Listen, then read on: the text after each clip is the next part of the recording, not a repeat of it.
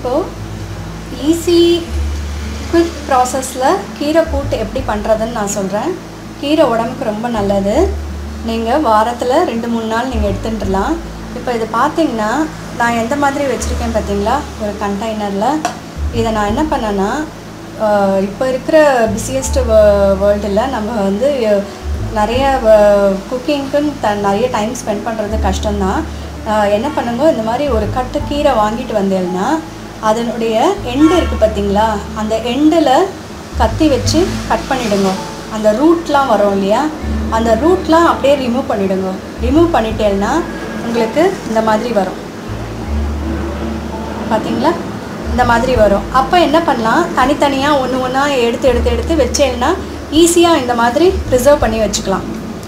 உங்களுக்கு அது ரொம்ப ஈஸியாக இருக்கும். இப்போது அதுலேயே ஒன்று ஒன்றா எடுத்து அதில் இருக்கிற வேஸ்டேஜெல்லாம் இது ரிமூவ் பண்ணி பண்ணுறத விட நான் சொல்கிற மாதிரி பண்ணிங்கன்னா உங்களுக்கு ரொம்ப ஈஸி. இப்படி ஒரு கட்டு கீரை வாங்கிட்டு வரும்போது இந்த எண்டுன்னு அந்த ரூட்டை அப்படியே கட் பண்ணி கத்தியில் கட் பண்ணி அதை எடுத்துருங்கோ. எடுத்துட்டு இது மாதிரி கொஞ்சம் உதறி அதில் இது இருக்கும் இல்லையா, புல்லு இருக்கும் இல்லையா, அந்த புல்லை எடுத்து போட்டுடலாம்.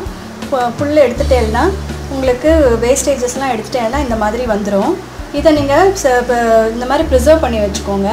இது வந்து கண்டெய்னர், இது என்னென்னா இது டப்பர்வேர். இப்போ பார்த்தீங்கன்னா 2 ஹோல் இருக்குது பார்த்தீங்களா. இதை நான் நல்லா ரொம்ப அழுத்தி மூட மாட்டேன், ஓரளவுக்கு இதுவாக மூடி நான் ஃப்ரிட்ஜில் ப்ரிசர்வ் பண்ணி வைப்பேன். அப்படி இல்லைன்னா நார்மல் ஏதாவது ஒரு பெரிய இந்த மாதிரி பாக்ஸ் இருந்தால் கூட பரவாயில்ல. இல்லாட்டி ஒன்றுமே இல்லைனாலும் கவரில் நீங்கள் சுற்றி வச்சுட்டுருங்கோ. வச்சேன்னா உங்களுக்கு எப்படியும் 3 நாளைக்கு நீங்கள் வச்சுட்டுலாம். டெய்லி கொஞ்சம் கொஞ்சமாக நீங்கள் கூட சமைக்கலாம்.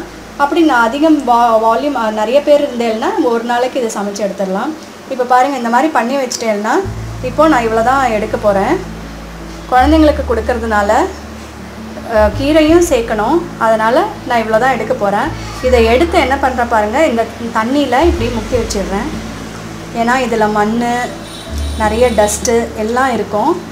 இவ்வளோ தான் எடுத்திருக்கேன் நான். இங்கே பாருங்க, இவ்வளோ தான் எடுத்திருக்கேன். இதில் எண்ணி பார்த்தேன்னா 10-12 இது இருக்கும், லீவ்ஸ் இருக்கும், ஸ்டெம்ஸ் உள்ள லீவ்ஸ் இருக்கும்.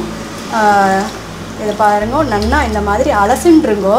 ஏன்னா இப்போ வர கீரையில் நிறைய டஸ்ட் இருக்குது. இவ்வளோ நாள் ஆகுதே, நான் டீட்டெயில்டாக உங்களுக்கு கொஞ்சம் சொல்கிறேன். ஆனால் செஞ்சு முடிக்கிறது ரொம்ப ஈஸியாக செஞ்சு முடிச்சிடலாம். ரைஸை வச்சுட்டு நீங்கள் அது மேலே இந்த கீரை கூட்டுக்கு தேவையான இதையும் குக்கரில் வச்சு எடுத்தேன்னா தாளித்து கொட்டினேன்னா உங்களுக்கு கீரை கூட்டை ரெடி ஆகிடும்.